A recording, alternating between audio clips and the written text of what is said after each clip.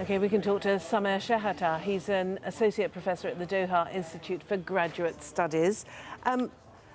We both listened to the speech as the Emir made it last night. We heard the words, but what was the meaning and what was the message that the Emir was trying to get across? Well, I think it was a positive message for Qataris and for residents of Qatar. He praised them and how they've handled this crisis and so on with a kind of nobility and grace, not to descend to the level of the smears and so on that have been made about Qatar. And at the same time, it was a firm speech saying that principles of national sovereignty and so on should be paramount, and that Qatar is willing, of course, to find a solution to this. It never wanted this crisis to begin with, but based on principles of national sovereignty as well as, for example, freedom of the media. He reiterated that Qatar is prepared for dialogue, and dialogue is the only way to resolve this crisis. But in the past, the foreign minister in particular has always emphasised that before dialogue, the embargo has to be lifted. What do you think is the status of that right now? Has Qatar perhaps softened its approach or not? Well, there was no mention of that. You're completely correct in the speech. And there was praise of all of the countries involved in trying to seek a solution, particularly Kuwait, but also Turkey, the United States, France, Great Britain, Germany, and so on.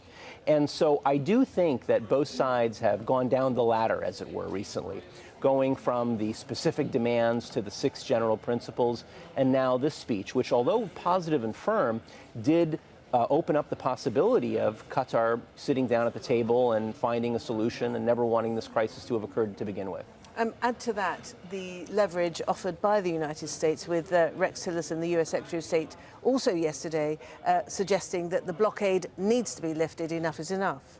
Yes, Tillerson made that comment. Of course, the American statements have been confusing, or at least by President Trump. But Secretary Tillerson has always, I think, put forward the idea that the crisis needs to end sooner rather than later. He's mentioned the humanitarian aspects of this, and then, of course, in his statements yesterday about the blockade needing to end. So I do think we are getting closer to the possibility of a solution.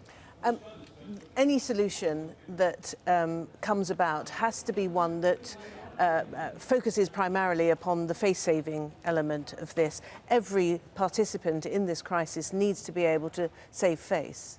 I think that's correct, and I think that that's particularly true for the Emiratis and the Saudis, because in essence, they've lost this. They thought that they were going to somehow bring about regime change or bring about a drastic change of policy or to close Al Jazeera, and of course none of that has happened.